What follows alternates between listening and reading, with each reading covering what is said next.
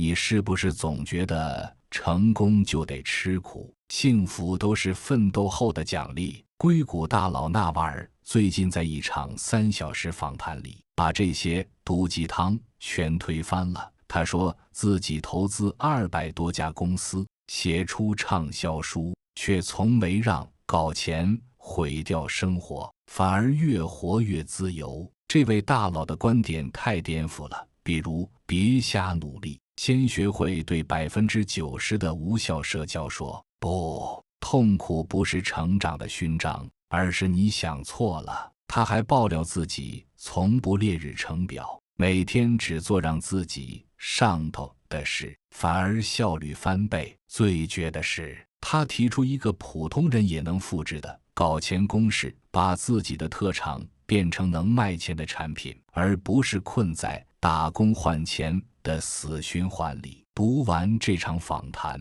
你会明白，原来真正的高手早就把赚钱和生活调成了同步模式。更有意思的是，纳瓦尔还藏了个大招，他说自己曾靠每天想一遍死亡治好了焦虑。这个听起来吓人的方法到底怎么改变人生？往下看你就知道了。在现代社会，幸福和成功的定义一直都很模糊，说不清楚。硅谷投资人纳瓦尔在访谈中说道，苏格拉底不要奢侈品，蒂欧跟你说别挡我阳光。然后他觉得幸福和成功不是对立的，而是个人选的2条路。这种选择是物质和精神的对比，还关乎对人本质、社会规定和自我认识的理解。纳瓦尔讲2个哲学故事，说了人类追幸福的2个样子。第一种就是有钱有名就是成功，比如积累财富、地位等，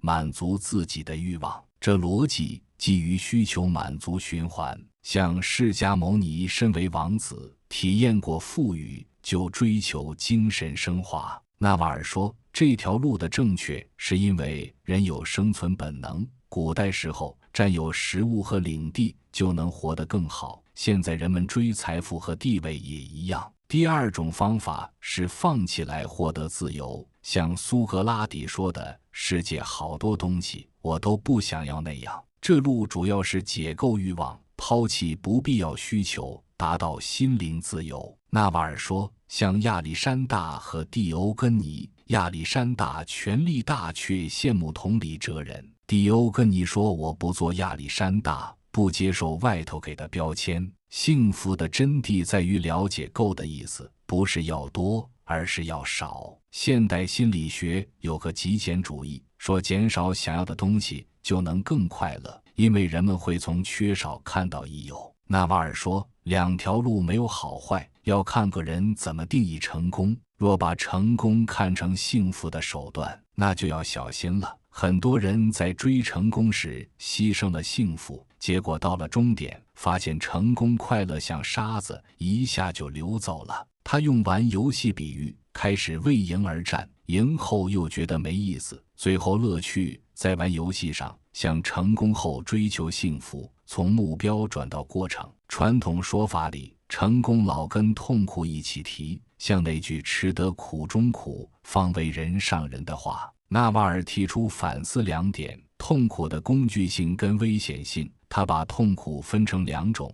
一种是生理的，就像生病；一种是心理的，像焦虑。前者是确实的警告，后者是不愿做任务的反应。比如逼自己做不喜欢的事会导致焦虑，这就是心里想的和实际做的有差别。纳瓦尔说，高效就是全心投入，将任务变成想做的，就不会痛苦了。这与积极心理学的心流一样，就是当人专心做事时，时间就没了，痛苦也变成快乐了。成功有过程性的本质，最终痛苦会变成功痛苦，结果没变，但过程不忍想。纳瓦尔说，成功人士回想时才发现过程中的焦虑、失眠等代价比想的大多了。他有个练习，想10年前自己若现在有着智慧会改啥？答案不是买比特币，而是少冲动多享受。这表示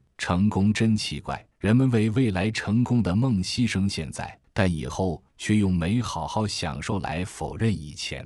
纳瓦尔挑战延迟满足，觉得他太片面。他觉得棉花糖测试的重点不是吃苦，而是先做什么后做什么。把痛苦当路走会上瘾，忙和焦虑成自我安慰，忘了为啥忙。真正聪明是把痛苦变必须坏东西，像健身肌肉酸痛是健康追求的结果，不是自虐目标。纳瓦尔说，幸福成功不是争斗，而是一起变好。他举自己的例子，以前觉得有钱就幸福，但有钱后发现快乐才能更专心做自己擅长的事，成功就更快了。这种正向的关键是做一致的事，比如播客 Chris 喜欢对话，他的工作就不是努力，而是玩乐。这观点改变了成功的牺牲幸福的老想法。神经科学说，好心情能提高创造力、决定力，还有抗压能力，这就是快乐及效率的意思。纳瓦尔说，社会规训把奋斗和不快乐放一起，这其实是杀了人的个性。例如，父母要孩子考上名校才幸福，这是把社会标准放孩子身上，忘了有人天生不爱学习，却喜欢艺术。纳瓦尔说，要做到产品化自我，找到你擅长的，世界有需要的，能大量做的东西，然后把它变成你的工作。这过程是成功的路，也是幸福的源，让个人玩乐中创造价值。埃隆·马斯克觉得火星殖民是使命，不是工作。他不是为了钱，而是喜欢未知。这种动力让他成功，也让他快乐。现代社会的成功焦虑，其实是因为标准化价值体系在约束我们。纳瓦尔说，人们常把社会认可看得比自我感受重要，比如为了面子买贵的东西，为了稳定选不喜欢的职业。这个现象因为人的模仿欲，我们总看别人的欲望，找自己的需要。像社交媒体精致生活，其实是大家的一种错觉。对此，纳瓦尔提出反脆弱方法，建个以自己为主的价值观。他用4000周生命论比喻，说时间不多，要对不重要的事拒绝，比如拒绝没意义的社交，拉黑让人焦虑的新闻，把心思放在大事上，比如陪家人、做作品。这种自私不是坏事，是生命的夺回主权。不能让所有人开心，但可以让自己开心。纳瓦尔觉得幸福的最高境界是平静的满足，不是激烈快乐。他借鉴佛教，说快乐只是短暂情绪，幸福是接受一切。比如冥想者看着思想，不被它带走，能少些我还要的感觉，这和成功学说的永不满足很不同。但他也说，不是反对努力，而是让我们在追求时知道现在。就像蒂欧根尼晒太阳，亚历山大打仗，都是投入生命。纳瓦尔的幸福哲学就是解决现代人的困难。他并非说物质成就不好，也不说虚无主义好，而是想在占有与放弃、努力与接受中找到平衡。这种平衡的个人有2种本事：批判性反思能力，就是看出社会给的假需要，像消费主义说的幸福就是买新款那种假话；自我觉察能力，就是冥想啊、写日记等方法看内心，把真想要和假想要分出来。幸福和成功的答案在苏格拉底的寓言中，清醒分辨要的和该要的，就能在光谱上找到自己的位置。纳瓦尔想说的可能就是，幸福并非成功的最后，而是和成功一起的生命状态。它开始于诚实对待自己，结束于温柔接受世界。每个人都是自己幸福与成功的制定者，法则就是做自己生命的清醒者和勇敢的人。数字时代，名声是把剑，可能放大个人影响力，也可能变成自己的牢笼。纳瓦尔在播客里从亚历山大和蒂欧根尼的对话讲起，说了名声是咋回事，社会对个人的影响，还有在大家期望和真实自己间找平衡的方法。他的看法说了名声有两面，还给了套在吵杂世界保护自己的方法。纳瓦尔以名声是高地为隐喻，指出其本质是社会地位的象征。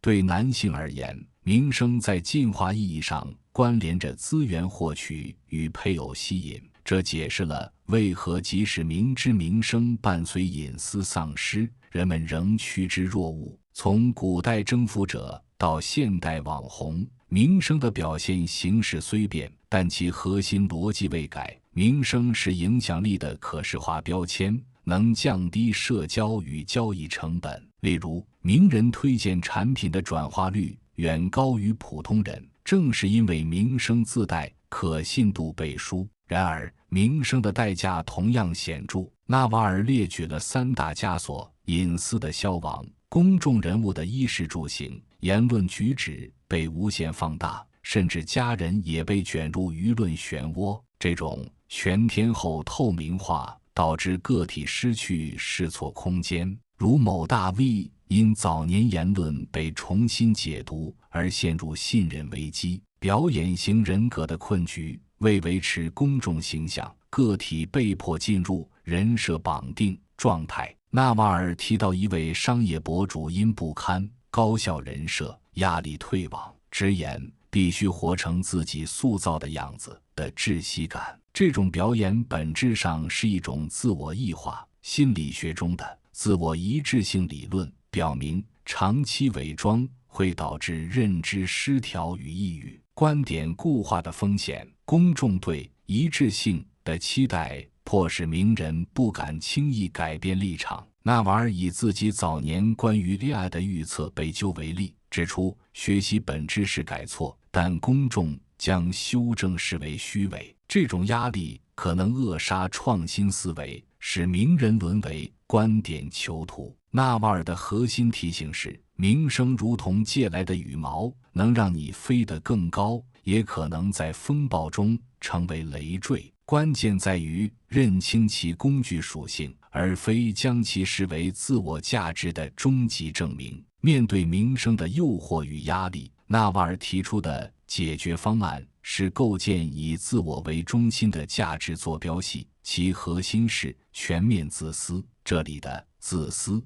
并非贬义，而是对自我需求的诚实接纳与优先排序，拒绝无效社交的勇气。他以自己不参加婚礼、夫妻晚餐为例，说明默认说不的筛选机制。这种选择并非冷漠，而是基于时间有限的生命认知。人的精力如同电池，分配给无意义事项越多，用于核心目标的能量越少。神经科学研究表明，频繁社交消耗前额叶皮层能量，导致决策力下降，印证了少即是多的生物学合理性。隐私作为自我修复的圣殿，纳瓦尔建了个数字修道院，就是设个别打扰我邮件回复、清空日历啥的。他觉得隐私不仅是保护信息不泄露，还是创造没评价地方，养真实自己。正如 privacy 哲学家所说，独处对创造力和思考很重要。名声曝光会强调这个空间，摆脱应该的暴政，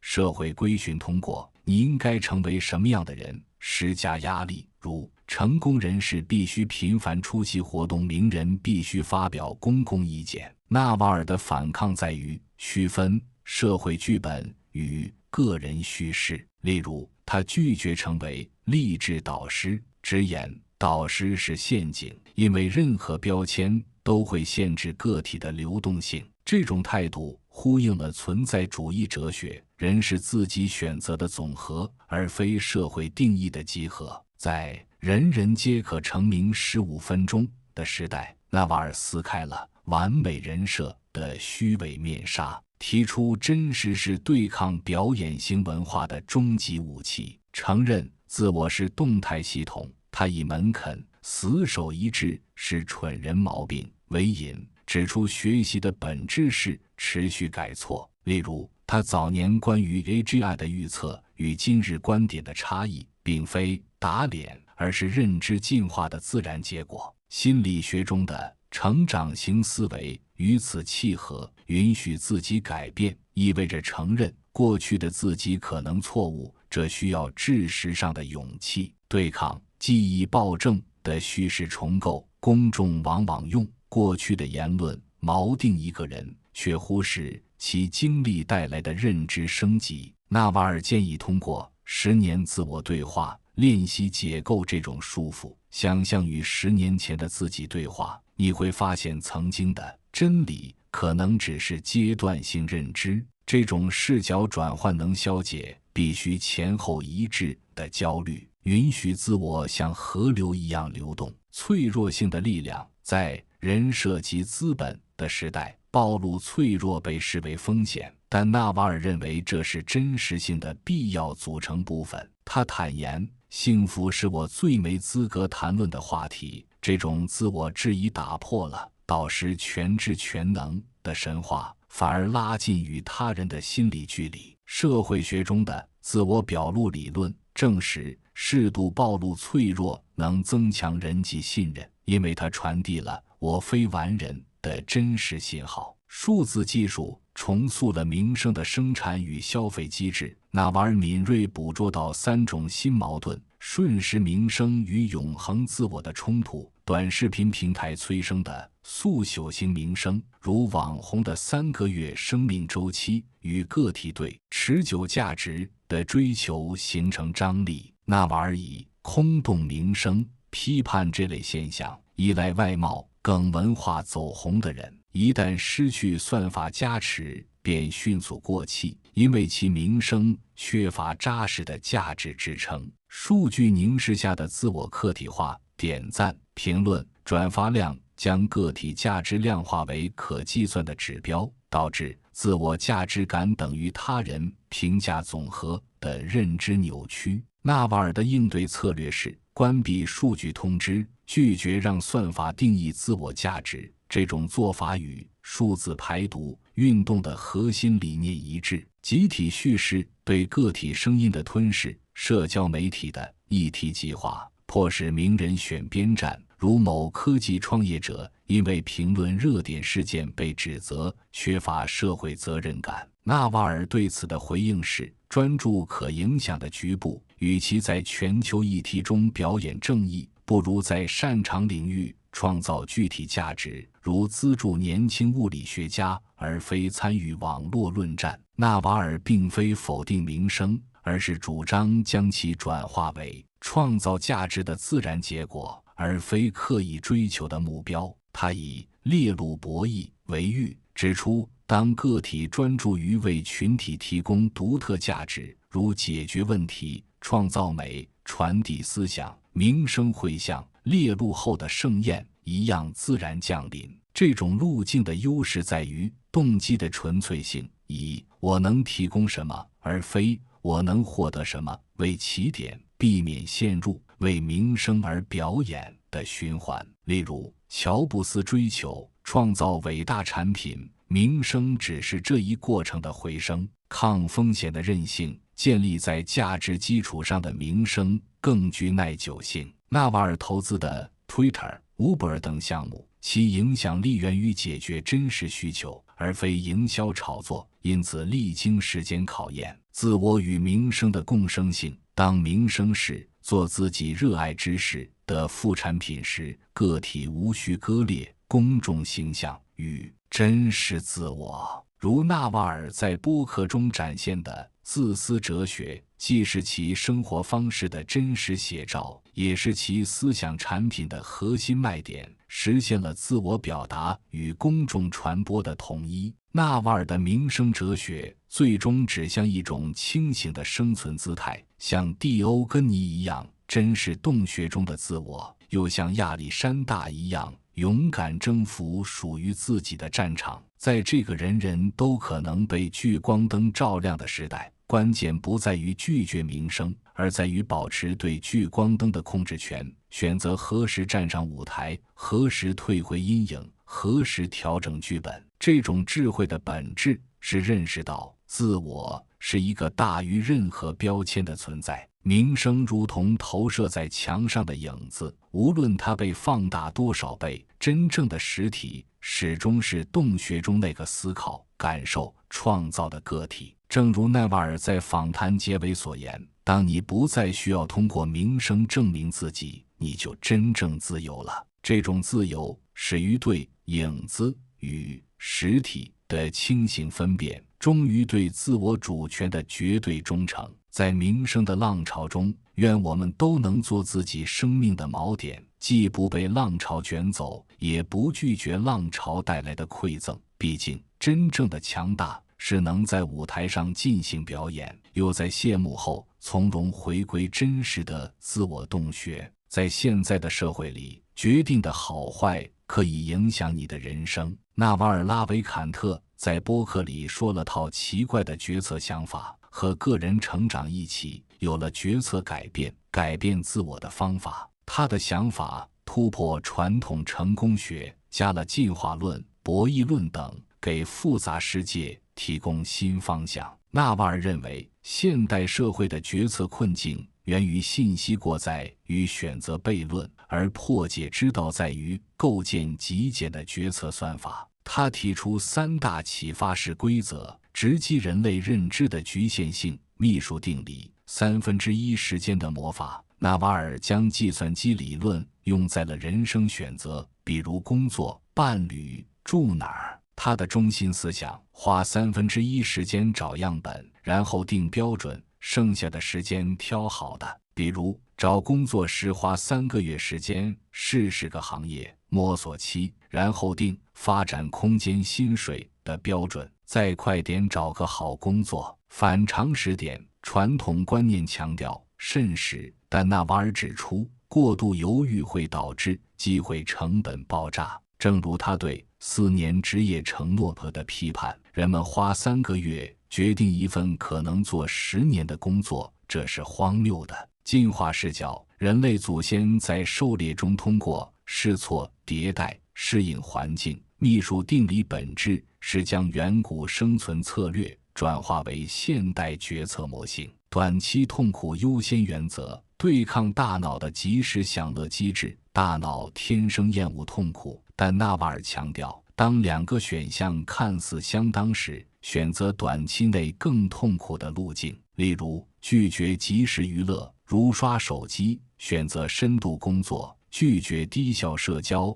选择孤独思考。这种选择的逻辑基于大脑会放大短期痛苦，却低估长期代价的认知偏差。案例：埃隆·马斯克将出售 PayPal 的资金投入 SpaceX 和特斯拉，宁可借钱付房租，也要坚持高风险创业，正是选择短期痛苦换取长期自由的典型。神经科学依据：前额叶皮层对长期收益的计算能力弱于边缘系统的即时反应，需通过规则强制启动理性决策。极简主义排除法：默认不的艺术。纳瓦尔的日程管理遵循非必要即删除原则，对90%的邀约说不，才能为10%的关键事项保留能量。他通过设置别给我发邮件的自动回复，不参加无意义会议，将决策精力聚焦于能产生复利的事，如创业、深度思考。社会规训的反抗：拒绝应该思维，如成功人士必须社交，本质是对他人期待绑架自我的抵抗。心理学中的自我决定理论证实，这种自主性保护能显著提升幸福感与创造力。在学习与成长领域，纳瓦尔颠覆了10000小时定律的机械解读，提出1万次迭代理论。真正的精通源于持续修正错误，而非重复劳动。迭代 vs 重复，质与量的本质区别，如天天练同一动作不思考，就像在跑步机上跑，看着很拼，却没长进。迭代，每次行动后复盘，哪里可以改进，如创业者测试商业模式后快速调整策略。纳瓦尔以 Airbnb 创始人为例，他们最初卖麦片起家，通过用户反馈迭代出民宿共享模式，这种快速试错修正使其成为估值超千亿的企业。进化隐喻，生物进化不是重复同一基因，而是通过基因突变与自然选择迭代。人类成长同理，直觉优先，理性的边界与潜意识的智慧。纳瓦尔认为，直觉是潜意识的算法，是经验、基因与环境共同训练的结果。在面临复杂决策，如是否创业、是否结婚时，理性分析是必要步骤，但最终决策应交由直觉。操作流程列出利弊后，放一放，让潜意识处理，直至内心产生确信感。这种状态类似艺术家等待灵感，本质是大脑整合隐性知识的过程。反例警示：过度依赖理性会陷入分析瘫痪，如投资者因沉迷数据错过最佳入场时机，而直觉型投资者凭借模式识别捕捉机会。对抗身份固化，允许自我颠覆的勇气。纳瓦尔批判标签化生存，如我是某某领域专家，指出成长的大敌是自我认同的枷锁。他以自己为例，从早期投资互联网公司到关注生物科技，每次转型都是对硅谷投资人标签的突破。实验证据：斯坦福大学身份流动性研究表明，允许自己重新定义职业身份的人，收入增长率比固守标签者高 43%。 方法论：定期进行身份剥离练习，如问自己，如果我不是现在的我，我会做什么？打破路径依赖的认知牢笼。现代社会的焦虑本质是过度承担无法控制的问题。纳瓦尔提出聚焦可影响的局部策略，将焦虑转化为行动能量，区分真问题与思维病毒。他将问题分为两类：可解决的真问题，如如何提升演讲能力，可控且具体；思维病毒，如全球气候变暖我该怎么办，不可控且抽象。后者本质是认知垃圾，消耗能量却无产出。纳瓦尔的应对是用行动门槛测试过滤问题，如果无法在48小时内采取具体行动，就将其从大脑中删除。死亡思考，焦虑的终极解药：你会死，一切都会归零。这种看似消极的思考，实则是焦虑的断舍离工具。纳瓦尔建议每日花5分钟想象死亡，问自己，如果只剩1年生命，我还会为这件事焦虑吗？神经机制，想到死会启动前额叶，压住边缘系统的焦虑。研究说能减 27% 焦虑。案例：某创业者因产品失败陷入抑郁，通过死亡思考意识到失败只是人生插曲，转而聚焦下一个项目，最终成功上市。心流作为抗焦虑疫苗，纳瓦尔将心流 flow 视为焦虑的天敌，因为专注于具体任务时，大脑无暇产生多余担忧。他的日常历程中，早晨4小时无干扰深度工作是心流培养的核心。这种状态下解决问题的效率是常规状态的5倍。实践技巧：设个心流时间，例如9至13点，关掉通知，专心做难但值的事，像写作、编程，一直做就能有心理控制力。纳瓦尔的理论体系中，决策与成长并非孤立环节，而是相互强化的循环。决策带动发展，好的决定，比如选创业，不选稳定工作，就像成长加速器，让人走出舒适区，获得新经验。成长优化决策，迭代次数多，个体直觉会更准，像老棋手能预判5步，这能力来自对规律的认知。这种协同在职业选择中尤为明显。阶段一，探索期，用秘术定理广撒网，通过低代价试错，如实习、副业，积累决策样本。阶段二，聚焦期，我们看迭代，用先吃苦选高钱领域，像放弃稳定工作去搞 AI。第三阶段收割期，要解决大问题，例如技术、市场，转成行业影响力。在算法推荐、消费主义、身份焦虑构建的现代迷宫中，纳瓦尔的决策哲学直击三大陷阱：对抗、及时反馈成瘾、社交媒体的点赞机制重塑了大脑的奖励系统，使人们偏好低投入高反馈率的行为，如刷短视频，而非高投入低反馈的成长型决策，如学习编程。纳瓦尔的对策是建立延迟奖励账户，主动选择需要长期投入的事，如写作、健身；通过成果可视化，如每月对比进步，对抗及时反馈的诱惑，破解选择悖论。超市里40种麦片的选择困境，本质是自由过剩导致的决策瘫痪。纳瓦尔倡导星号极简选项法，星号为关键决策设置3选1框架，如今年只聚焦 A、B、C 3个目标，减少认知负荷。心理学中的选择过载实验证实，选项超过4个时，决策满意度下降50%。超越线性成长幻觉，传统成功学宣扬努力就有回报的线性逻辑，但纳瓦尔指出，成长是非线性的，10000次迭代中，前9999次可能毫无突破，第10000次却可能触发质变。这种临界点效应要求决策者具备星号战略耐心。星号如 J.K. 罗琳在悲剧12次后出版《哈利波特》，正是持续迭代突破临界点的例证。纳瓦尔的决策与成长哲学本质是将人类从进化遗留的认知缺陷中解放出来，通过主动设计决策算法，将随机性转化为可控的迭代路径。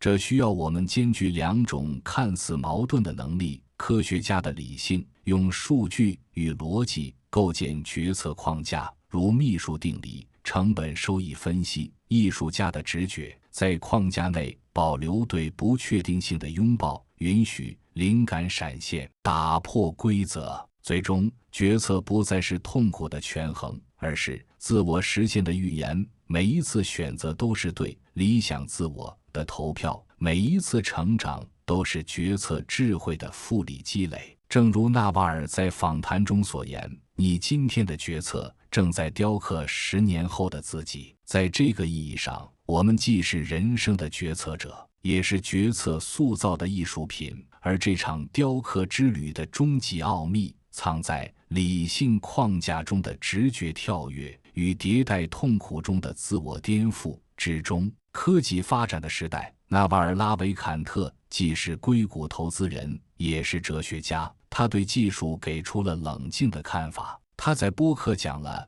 AI、医学、生物科技等神话和现实，说了技术进化里人性的问题，还画出一个科技帮人类不控制人类的未来样子。纳瓦尔对 AI 的思考始终围绕人类中心主义展开。他尖锐指出，当前 AI 本质上是高级工具，而非具备自主意识的通用智能 AGI 迷思的解构。技术局限性，纳瓦尔以 GPT-4 为例，肯定其在自然语言处理、编码等领域的突破，但强调其缺乏真实理解。AI 无法像人类一样感受情感、建立价值观，甚至在总结复杂观点时频繁出错。他调侃道 ：“LLM 写的诗是垃圾，因为他们不懂人类的孤独。”哲学批判反对将 AI 拟人化的技术起点理论，认为智能的本质是从生活中获取想要的东西，而 AI 没有欲望、恐惧和生存本能，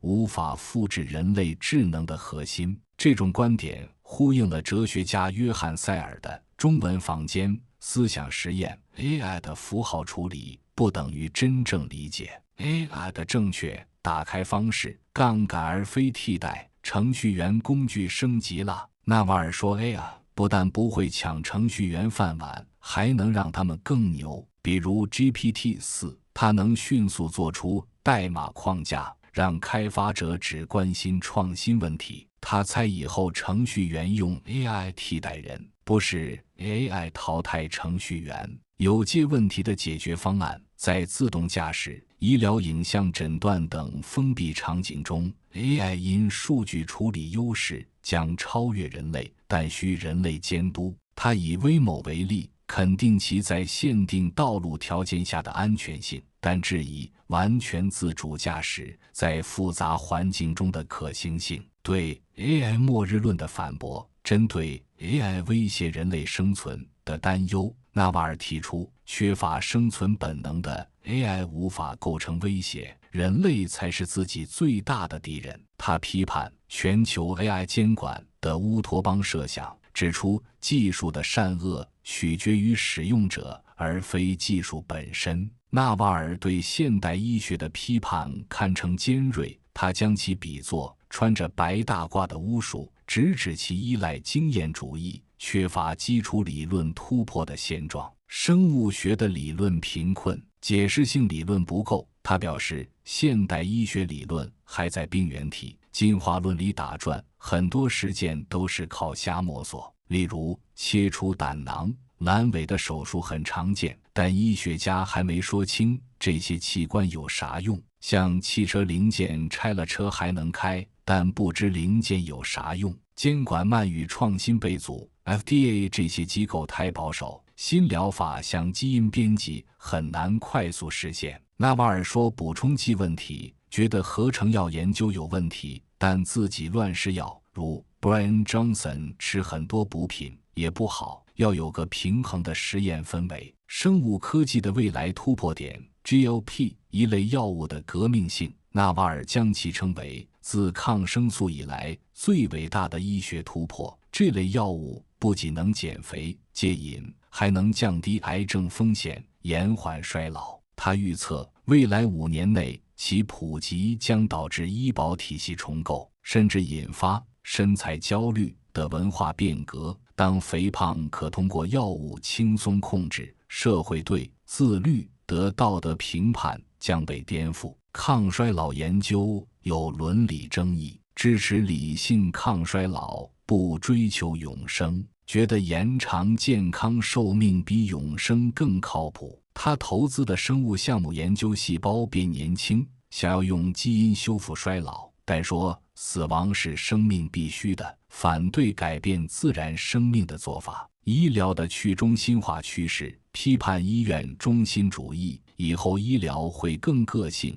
再加数据化，例如可穿戴设备能测健康数据， AI 医生给建议，偏远病人可用远程机器人手术。这种倾向会让传统医院失去威风，给个人更多健康权利。纳瓦尔对军事科技的思考充满悲观主义色彩，他认为无人机技术正在重塑战争的本质，使其变得去人性化且不可控。无人机战争的降维打击，自主武器的逻辑终点，从当前的遥控无人机到未来的自主子弹、完全自主导航的微型武器，战争将演变为算法之间的对抗。他预言，未来战场不再有士兵，只有自主武器群的互相屠杀，人类沦为旁观者。权力结构的颠覆，小国可通过廉价无人机对抗大国军事霸权，如也门胡塞武装用改装无人机袭击沙特油田，打破了传统军备竞赛的逻辑。这种技术民主化可能导致冲突更加碎片化、常态化。伦理困境与失控风险，责任归属的真空。当无人机攻击由算法决策，战争罪的追责对象将从具体个人转向代码编写者或 AI 系统，现有国际法体系面临崩溃。纳瓦尔质问：如果自主子弹误杀平民，该起诉程序员还是算法？军备竞赛的恶性循环，各国竞相开发反无人机技术，如激光防御系统，但攻防博弈将导致技术成本指数级上升，最终形成军事科技泡沫，消耗大量社会资源，却无法带来真正的安全。对技术和平论的批判，反对无人机减少人类伤亡等于更人道的观点，指出战争的去人性化会降低决策者的心理门槛，导致冲突更容易爆发。他以游戏化战争为例，士兵通过 VR 操控无人机作战，可能因缺乏真实战场体验而轻视生命，形成电子屏幕后的杀戮麻木。在技术浪潮中，纳瓦尔始终强调人类主体性的不可替代性，提出科技发展的三重伦理底线：科技作为自由杠杆，而非控制工具。案例：社交媒体的反思，批判 TikTok 等平台利用算法操控用户注意力，主张数字排毒以夺回时间主权。他的应对策略是主动算法，仅使用工具属性明确的科技，如用于学习的 AI 课程，拒绝陷入被动娱乐陷阱。自主技术的设计原则，支持可关闭、可理解、可拒绝的技术，如允许用户完全关闭推荐算法的社交媒体，或提供透明决策逻辑的 AI 医疗系统。技术进化的人类尺度，反对盲目追求更大、更快、更强，主张科技应服务于提升个体体验，而非集体效率。例如，慢科技支持小本地技术，比如共享工具库，对抗全球科技大公司；反效率的时间保护，刻意保留无意义技术，如手写笔记、实体书籍，为人类思维保留非优化空间。因为创造利益往往诞生于低效的漫游式思考。科技批判的终极目的，守护人性光辉。纳瓦尔的科技观始终围绕人如何成为更好的自己展开。他以幸福机器思想实验为例，如果电极刺激大脑可产生幸福，你是否接受？大多数人拒绝，因为人类需要的不仅是快感，更是意义、惊奇与成长。科技的价值在于拓展人类体验的边界，而非简化生命的复杂性。纳瓦尔对未来科技的思考，本质是一场人性价值的保卫战。他既非技术乐观主义者，也非卢德主义者，而是倡导星号批判性拥抱的生存姿态。星号承认技术的局限性， AI 无法替代人类智慧，医学无法解决所有痛苦，战争科技无法带来永久和平。守护科技的工具属性，让技术成为延伸自由的翅膀，而非囚禁灵魂的牢笼。回归人的中心地位，无论技术如何进化，衡量其价值的唯一标准是能否让个体更接近真实的自我。在算法统治、数据垄断、生物增强的未来图景中，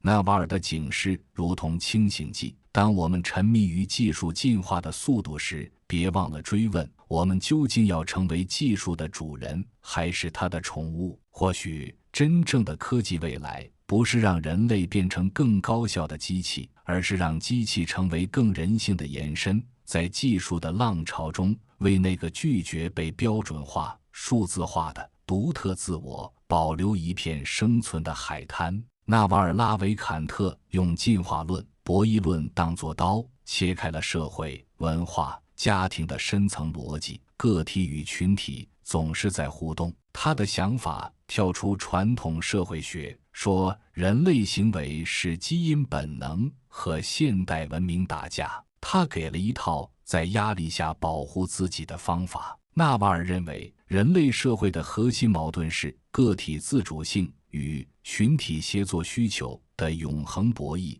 这种矛盾在现代社会表现为文化战争的此起彼伏。集体主义的进化根源，远古生存逻辑。在部落时代，集体协作是生存刚需，模仿欲望。雷内吉拉德理论确保了群体行为的一致性。纳瓦尔指出，现代社会的政治正确消费主义潮流本质上是远古部落规则的变种，如穿某品牌服饰等于属于某群体。制度性集体主义从马克思主义的平等理想到民主社会的多数决原则，集体主义通过制度固化为政治正确。纳瓦尔批判其潜在风险，当51%的人投票剥夺49%的权利，民主就变成了暴政。个人主义的现代突围，技术赋能个体，互联网打破了地理边界，使个体可直接触达全球资源，削弱了传统群体如教会、国家对个体的控制。纳瓦尔以独立开发者通过 App 影响数百万人为例，说明个体杠杆已超越历史任何时期。反权威主义拒绝群体叙事绑架个人选择，如对必须结婚生子、必须买房等社会规训说不。他引用彼得蒂尔的观点，最反共识的成功往往源于对群体智慧的质疑。动态平衡的智慧，纳瓦尔反对非此即彼的选择，主张有限集体主义，在关键领域如国家安全、基础建设保留集体协作，同时在价值观、职业选择等领域最大化个体自由。这种平衡类似猎鹿博弈，选择合作猎鹿，集体行动获取更大收益，但允许个体在非关键事项上打兔子，自主行动。在家庭关系中，纳瓦尔的核心主张是无条件的爱家，最大化自主性颠覆了传统育儿中的规训思维。对虎妈式育儿的批判，直升机父母的危害，过度保护与控制会剥夺孩子的试错空间。纳瓦尔以不让孩子玩泥巴为例，指出这会破坏其免疫系统发育与探索欲。心理学研究证实，过度干预导致青少年抑郁率上升30%。让孩子哭出来的谬误，反对将哭声免疫法作为育儿手段，认为这是用成人的便利牺牲孩子的安全感。他以历史案例反驳，人类祖先与婴儿同床睡数万年，并未导致社会崩溃。自主性培养的3重法则，基因与环境得平衡。成人遗传很关键项 DNA 决定性格，但环境得给人选自由。比如，不硬逼小孩弹钢琴，而是让他们试试音乐、画画、运动等，看哪个有兴趣。苏格拉底式提问育儿，通过开放式问题，如虚无可能存在吗？激发孩子的哲学思考，而非灌输标准答案。纳瓦尔与8岁儿子讨论矩阵是什么，旨在培养其批判性思维，而非记忆能力。延迟满足的本质不是通过惩罚训练孩子，而是通过共同制定规则，建立自律。如允许孩子选择先玩1小时再做作业，或先完成作业再自由玩。在自主选择中理解责任。夫妻关系的核心，价值观协同而非互补。纳瓦尔认为，幸福婚姻的前提是价值观一致性，而非性格互补。他批判简历式择偶，如他毕业于名校，收入高，主张关注不可量化的特质。你是否喜欢与他相处时的自己？他的存在是否让你更接近理想中的人？这种观点与情感依恋理论中的安全性依恋相契合，双方需在核心价值观，如家庭优先级、金钱观上达成共识。纳瓦尔对财富的思考超越了创造与积累，深入探讨其社会属性与伦理责任。财富游戏 vs 地位游戏，零和博弈的陷阱。地位游戏如福布斯排名，社交媒体粉丝数是零和的，本质是人踩人，的竞争，而财富游戏可以是正和的，如创办企业、创造就业、开发产品、改善生活。他建议先专注财富创造，再追求地位，因为财富能购买自由，而地位常需出卖自由。去 TM 的钱状态只积累足够财富以脱离生存焦虑，此时可转向更高阶追求。但警示，许多人在达到此状态后，又陷入新的地位焦虑，如追求私人飞机型号、艺术藏品稀有度，本质是用新枷锁替代旧枷锁。财富的社会杠杆作用、部落责任理论，拥有资源者有义务照顾更大的部落，如资助教育、医疗、基础科研。纳瓦尔的非营利项目聚焦年轻物理学家培养，源于财富应流向能产生长期价值的领域的认知，对抗慈善表演化，批判捐赠后要求冠名的行为，认为真正的慈善应如匿名捐赠加深度参与，避免将公益沦为民生工具。他以马斯克捐赠1000万美元解决非洲饥荒为例，强调可持续方案如农业技术输出比直接给钱更重要。消费主义的解读即投资自我而非物质。纳瓦尔的消费哲学是购买杠杆而非奢侈品，杠杆型消费如购买能节省时间的服务、家政、私人助理、提升能力的课程、编程、哲学，本质是用金钱换取可复利的资源。反物质主义拒绝炫耀性消费，认为手表的价值不在于价格，而在于是否让你更准时。他调侃道，真正的成功人士不需要用豪车证明身份，因为他们的时间比车更昂贵。在社交媒体时代，纳瓦尔提出反共识生存策略，帮助个体在群体压力下保持真实自我。社交媒体的认知污染，模仿欲望的放大器。Instagram 上的完美生活制造集体焦虑。纳瓦尔建议关闭点赞技术取关让你产生比较心理的账号，通过物理隔离对抗算法驯化。数字禁欲主义实践，每天仅在固定时段，如午餐后1小时查看社交软件，其余时间专注深度工作。这种间歇性断联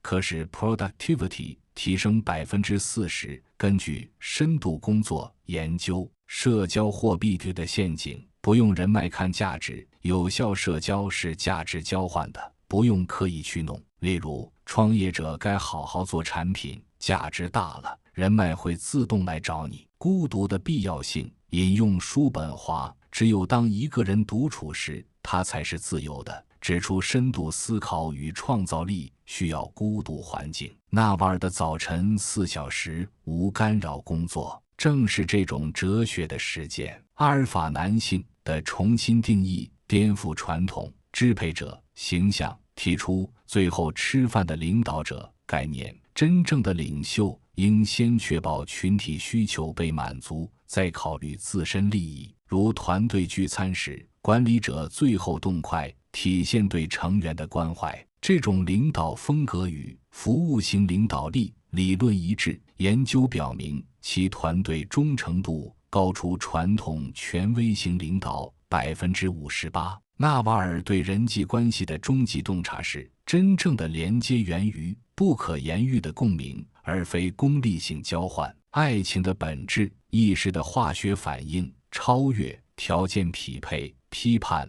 门当户对的婚姻观，认为爱情的核心是意识的碰撞。如蒂欧根尼与亚历山大的对话，虽立场对立，却产生哲学层面的共振。非对称依赖的危险，当一方过度依赖另一方时，关系沦为寄生宿主模式。纳瓦尔建议保持个体完整性，爱情应是2个完整灵魂的并肩探索，而非彼此的救赎。有益的筛选机制，质量优于数量。100人社交圈理论认为，真正重要的朋友不超过5人，其余皆为弱连接。他践行年度朋友筛选，每年评估社交圈，与消耗能量的人断联，聚焦能激发成长的关系。反舒适区社交，主动与观点相左的人交流，如与环保主义者对话，尽管不认同其激进立场，但能拓宽认知边界。这种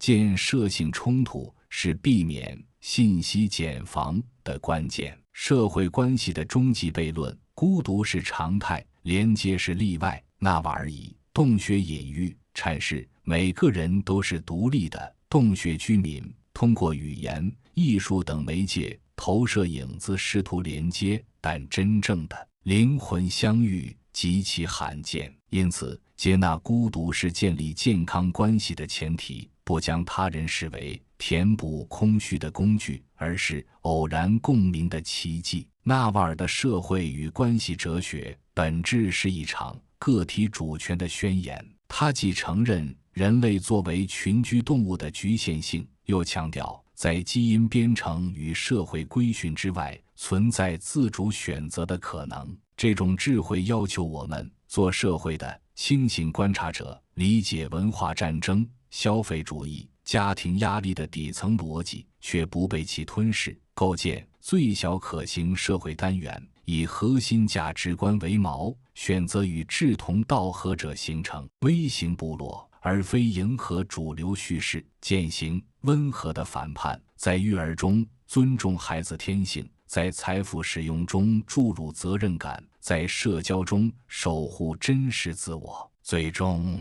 社会与关系的终极答案藏在蒂欧根尼的木桶里。当我们不再向外求索认可，而是向内构建自足的精神宇宙时，方能在群体的喧嚣中听见自己的心跳。纳瓦尔的启示是，真正的自由不是逃离社会，而是在理解其本质后，依然选择以真实的姿态与之共舞。感谢你和心智进化工作坊一起走过这段思考路。我们坚信，成长不是积累知识，而是解开认知的锁。纳瓦尔说，你有2次人生，第2次开始于你意识到生命只有一回。我们每周都探索财富、幸福，决定背后的东西，让哲学进入生活。想打破惯性思维，点击订阅，开启心智进化提醒，一起穿透迷雾。纳瓦尔是清醒。今日互动，哪句纳瓦尔的话让你生活观变了？留言分享你的故事，每条评论都能启发别人成长。记住，成长不是去赛跑时间，而是要控制时间。愿我们都在第2人生活成最高版本。下期见。